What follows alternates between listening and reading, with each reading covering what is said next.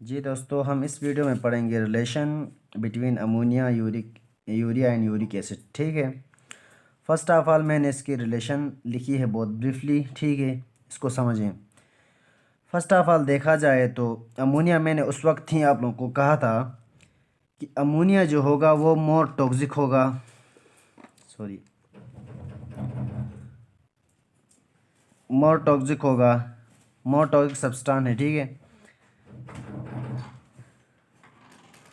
Ammonia जो है वो मोर टॉक्सिक सब्सटेंस है तमाम जितने भी नाइट्रोजनस एक्सक्रीटरी प्रोडक्ट्स हैं। ठीक है, उनमें।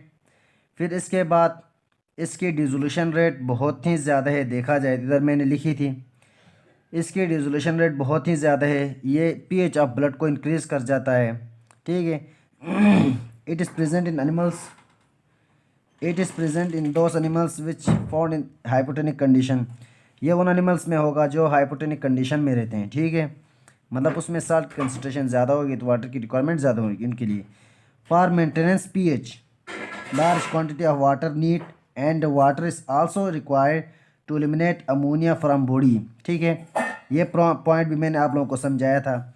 फिर उसके बाद so far such animals need 5 ml water, 500 ml water to excrete 1 gram of nitrogen in ammonia. ठीक है, 5 ml वाटर रिक्वायर होगा इनके लिए। ठीक है, या एक्सक्रीट करने के लिए या नॉन टॉक्सिक बनाने के लिए अमोनिया को। ठीक है। Such plenty of water effort by aquatic animals, aquatic animals इसको एफर्ट करते हैं, हम जैसे तो इसको एफर्ट नहीं कर सकते हैं। इसके बाद क्या है देखें, the animals which excrete, the animals which excrete ammonia is called ammoniotelic and the process is called ammoniotelism. ठीक है, ये भी मैंने आप लोगों को एक्सप्लेन किया था। फिर इसके बाद एग्जांपल में मैंने आप लोगों को बताया था कि एग्जांपल देखिए, एग्जांपल में मैंने फिशेस बताए थे, प्रोटोजोन्स बताए थे, स्पॉन्जेस मैंने आप लोगों को बताया था। ठीक है, फिर देखें अभी इधर देखें तो ये आप लोगों को समझ में आ गया, मैंने बताया था उस वक्त। तो मैंने यूरिया भी पढ़ा था। Urea it is a less toxic waste substance in nitrogenous excretive products. ठीक है, मैंने बताया था कि 1 लाख टाइम लेस क्या है, टॉक्सिक है एज़ कम्पेयर टू अमोनिया के मुकाबले में। तो ये मैंने आप लोगों को एक्सप्लेन किया था, ये पॉइंट भी। It's dissolution rate is low होगी, मैंने बताया था, low as compare to ammonia के मुकाबले में। ठीक है, मैंने उस वक्त बताया था। फिर ये पॉइंट इधर देखिए, फॉर 1 ग्राम ऑफ नाइट्रोजन को रिमूव करने के लिए we need only 50 ml water. वहाँ 500 ml था, तो यहाँ 50 ml वाटर रिक्वायर होता है इसको रिमूव करने के लिए 1 ग्राम ऑफ नाइट्रोजन को। फिर देखा जाए तो ammonia can not kept as excretory product. मैंने बताया था कि अमोनिया ही नहीं रहेगा।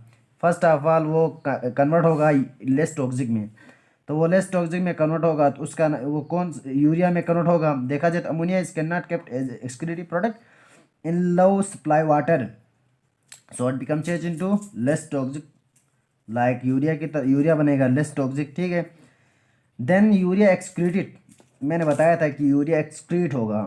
ठीक है, यूरिया एक्सक्रीट होगा। Then urea excreted by kidney के जरिए and some amount of urea left it in kidney to maintain osmolarity in body. Osmolarity, body के अंदर ऑस्मोलैरिटी मेंटेन करने के लिए कुछ ना कुछ मकदार किडनी में रहेगी। The animals which excrete urea as major nitrogenous waste product are called ureotelic कहेंगे, और इस प्रोसेस को हम कहेंगे यूरियोटिलिज्म। इसमें एग्जांपल मैंने आप लोगों को बताया था कि मतलब अमोनिया मेमल है। देखा जाए मेमल्स में ये फिनोमिना होता है, यूरिया निकलता है। ठीक है, फिर इसके टेरेस्ट्रियल सम एम्फीबियंस भी हैं, सम फिशेस भी हैं, मैरीन फिशेस भी हैं, उसमें शार्क्स आते हैं, बोनी फिशेस आते हैं। ठीक है, फिर इसके बाद यूरिक एसिड हमने पढ़ना था। तो फर्स्ट ऑफ ऑल देखा जाए it is very less toxic as compare to both ammonia and urea. Ammonia और यूरिया दोनों से ये लेस टॉक्सिक है। It's dissolution rate is very less as compare to both. ठीक है, इसकी डिसोल्यूशन रेट भी दोनों से कम है। For removal of 1 gram of nitrogen nitrogen remove करने के लिए यूरिक एसिड के अंदर जो 1 ग्राम ऑफ नाइट्रोजन इसको रिमूव करने के लिए या इसको एक्सक्रीट करने के लिए 1 ml वाटर की नीड होती है। ठीक है, वो animal those animals which excrete uric acid as major nitrogenous waste product के तौर पर इसको रिमूव करते हैं तो इसको यूरियोटेलिक कहते हैं। ठीक है, और वूल फिनोमिना को कहेंगे यूरिकोटेलिक्स कहते हैं और फिनोमिना को यूरिकोटिलिज्म कहा जाता है। एग्जांपल में देखा जाए तो हमारे पास वर्टिब्रेट्स भी आते हैं, इसमें इनवर्टिब्रेट्स भी आते हैं। ठीक है, वर्टिब्रेट्स भी आते हैं, इनवर्टिब्रेट्स भी आते हैं। वर्टिब्रेट्स में हमारे पास फिशेस आते हैं वर्टिब्रेट्स में, और रिप्टाइल्स इसमें आते हैं, और इनवर्टिब्रेट्स में लैंड स्नेल्स आते हैं और इंसेक्ट्स आते हैं। जी दोस्तों, आप लोगों को शायद ये वीडियो पसंद आई होगी।